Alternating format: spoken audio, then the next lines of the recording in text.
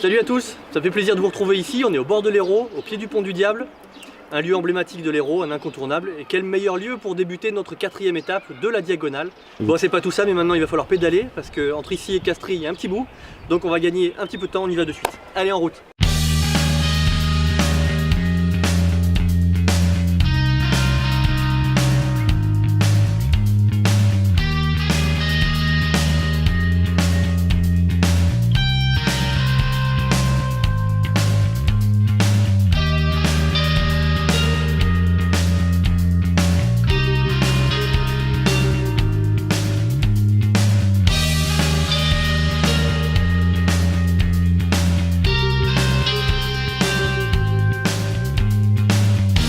On est ici sur un petit point de vue, mais malgré tout assez particulier parce que c'est un des seuls endroits où on peut voir l'Hérault dans son cours totalement naturel. Il n'y a pas de route autour, il n'y a pas de point d'accès si ce n'est des points d'accès comme celui-ci. On a encore quelques beaux points de vue à voir tout au long de la journée. Allez, je vous en dis pas plus, on verra tout à l'heure.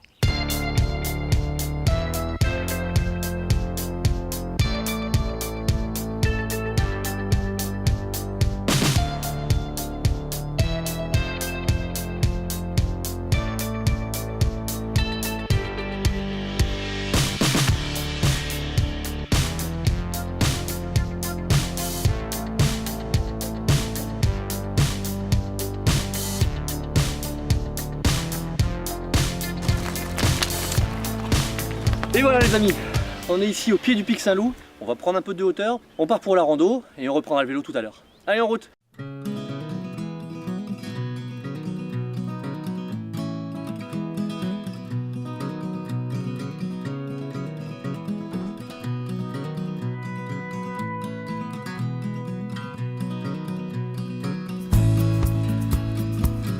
Et bien nous voilà, on y est au sommet du pic Saint-Loup, un incontournable de l'Hérault, ça aurait été vraiment trop bête de faire cette diagonale sans y passer.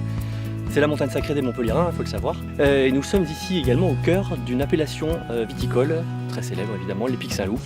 Je laisse la parole d'ailleurs à mon ami André Lénart, qui va vous expliquer tout ça de suite, et moi pendant ce temps-là, je redescends. Allez, à tout à l'heure. Alors la caractéristique du terroir du pic Saint-Loup, c'est que c'est le terroir le plus septentrional du Languedoc, donc ça a des influences sur l'aspect climatique. Ça c'est très important pour élaborer la qualité de nos vins. La chance qu'on a, c'est d'avoir un emblème phare qui est la montagne du pic Saint-Loup, donc qui culmine à 658 mètres d'altitude. Et la caractéristique aussi de notre terroir, c'est un terroir viticole qui est au milieu de zones naturelles qui ont un certain cachet, et ça on y est attaché. Voilà. Et donc là, toute la problématique viticole, c'est de mettre en avant la qualité de nos vins, mais au milieu d'un espace naturel qui a une certaine valeur, quoi. Bon, ben on a quitté le pic Saint-Loup, on a repris le vélo, et cette fois-ci direction les sources du Lez à travers des paysages super sympas, notamment la combe de Morsiès qui arrête juste là, et les petits villages également, Saint-Jean-de-Cucu. Mais prochaine étape, les sources du Lez, le domaine de Restaglières. Il faut savoir que toute la zone ici est classée, protégée, Natura 2000. Il y a pas mal d'espèces endémiques, dont en particulier le chabot du Lez.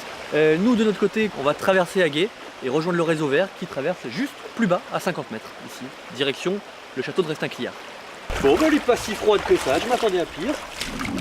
Alors la maison départementale de l'environnement, c'est un service du conseil départemental de l'Hérault dédié à l'éducation à l'environnement. Donc l'éducation à l'environnement, on s'adresse au grand public, mais aussi aux scolaires. Alors Grégory, le grand public qui vient ici à Restaglières, il peut trouver quoi en particulier? Alors il peut trouver avec sa famille des ateliers pendant les vacances scolaires. Par exemple, construire des arbres en argile, travailler la matière. On organise aussi des conférences, on organise aussi des sorties nature, aussi bien sur le domaine pour découvrir les arbres du domaine, mais aussi sur tout le département.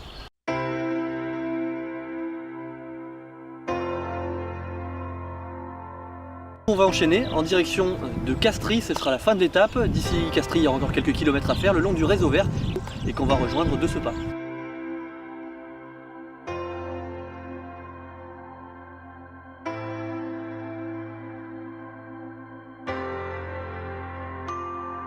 Monsieur Brieux, bonsoir. Merci Bonsoir. de nous accueillir dans ce cadre magnifique du château et des jardins de Castries. Est-ce qu'on est des privilégiés à être ici par rapport justement à ces visites, à ces découvertes? Ou est-ce que c'est ouvert? Alors aujourd'hui, oui, vous êtes des privilégiés parce que le château n'est pas encore ouvert. Ça devrait se faire à échéance de 3 ans, 4 ans, 5 ans, on ne sait pas trop, puisqu'il y a un grand programme de restauration. C'est vrai que là, on a 3 volets indissociables, château, parc et aqueduc. Ça a été la volonté des gens qui ont construit ce château, et principalement au XVIIe siècle, lorsque le propriétaire de l'époque a voulu restaurer le château, le rendre dans l'état où il est actuellement. Il faut savoir qu'on est autour de 1760. Le problème de l'eau se posait, donc il a fait appel à Pierre-Paul Riquet pour la partie aqueduc. Bah écoutez Monsieur Brieux, mille merci encore pour votre accueil, c'est vraiment super sympa de nous avoir accueillis dans ce cadre magnifique pour terminer l'étape 4. L'étape 5, c'est la semaine prochaine, on se dirigera juste là, en direction de la Grande Motte. On a encore quelques encablures à faire à vélo, en kayak, etc. Je ne vous en dis pas plus, vous verrez tout ça.